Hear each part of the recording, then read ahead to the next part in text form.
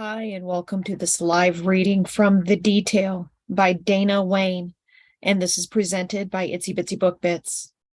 Chapter 1. I'll only be gone a couple of days, Mom. I'll drop by when I get back. I know.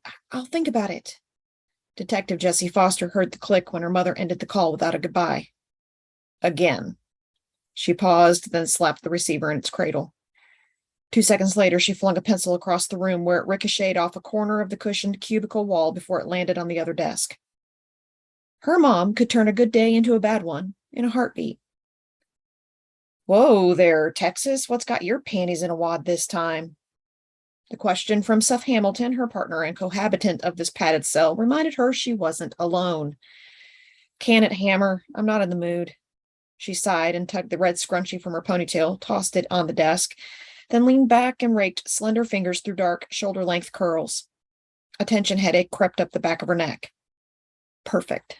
Just damn perfect. And stop calling me Texas. And Tex.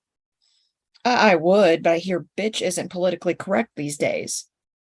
Despite her anger, she snorted. You're such an ass. Says you. He sauntered over and rested his hip on the corner of her desk. She's still after you to take that job with the feds? Before she could reply, he continued. And in Dallas, no less. You hate the traffic. A desk job is a place to start. Even as the lie slid off her tongue, her inner voice chided. Coward. And she caught herself before she blurted out the hard truth. It's killing me to work side by side with you every day and not tell you how I feel. You like working in the field, Tex. A desk job isn't for you and you know it. So it gives. She didn't address his comment. She also knew he wouldn't let it go. I'm a damn good cop, whether I'm behind a desk or out in the field. She ignored the teasing snicker from Seth. He delighted in getting her riled. Today, she refused to take the bait. I have my last interview with them next week. She stood and scanned her work area. Small, crowded, and noisy, it was nonetheless a decent space. The police force in Walker, a quiet town southeast of Dallas, was a small, tight-knit group. Granted, most called her names behind her back, mainly because she refused to take any crap from them. But if push came to shove, they'd be there for her. Did she really want to start over somewhere else? Or was she simply running away? They don't deserve you, said Seth, and we'd miss you here. She grunted. Yeah, right. He had the audacity to laugh. The throaty, masculine sound made her stomach quiver. Oh, hell. I've worked side by side with him for over a fricking year, and now my stomach flutters when he laughs, or winks, or breathes. Just shoot me. If she were honest with herself, which she always tried to be, he was nice looking. Handsome, even. 5 years older than her at 38, he carried his age well. Cognac-colored eyes framed by long dark lashes she silently envied, and heavy brows were the first thing she noticed about him. The second was his mouth. Those lips. Women paid a fortune to fake what God gave him free gratis. Even a slight overbite and crooked nose didn't detract from his rugged good looks. From the top of his military cut, salt and pepper head to the soles of his cowboy boots, he was 6 feet 3 inches of blatant masculinity coupled with a compelling sex appeal, hard to ignore. But she managed. Well, most of the time. Lately, not so much. One whiff of his cologne, coupled with a provocative man smell, was enough to send rational thought straight to the gutter. It took determination to get her wayward mind back on track. You're just playing nice because you think you'll get lucky. Yeah, right. I relish the idea of sex with a buzzsaw. She flinched and buried the hurt his comment elicited. Defensive walls shored and braced. She knew him so well and knew he liked to tease, but still it gave her pause. Had the job finally robbed her of all femininity? Desirability? Is that how he saw her? Suck it up, Buttercup. It is what it is. Time to rock and roll, she snapped and gave herself a mental shake. Focus on their detail, pick up Jack Walls in Denver and bring him back to Walker to stand trial. Suspected of killing 2 of his former girlfriends, Jess couldn't prove the first one, and by the time they got the evidence needed to arrest him for the second, he'd vanished without a trace. Until now. With any luck, continued Jess, we can get there before midnight tonight and be back late tomorrow night. The grueling 14-hour drive was just another part of the job. Hours alone with her partner presented issues she did not want to dwell on. Seth smirked. What's your hurry, Tex? Hot date? The sooner this is over, the better. He stood, grabbed his jacket off the rack, and draped it over one arm. Personally, I can't wait to spend the next 3 days trapped in a car with Miss Congeniality and a deranged sociopath.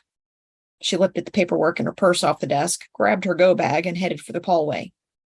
Wonder why you got stuck with me for a partner.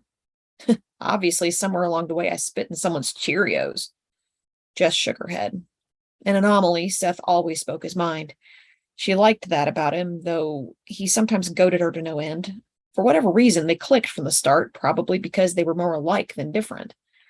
Neither of them liked all the hoops they jumped through daily to get the bad guys, and both sported a wicked sense of humor not everyone could handle. Plus, they each tended to call a spade without apology. Unable to curb the impulse, she cast him a quick sideways glance.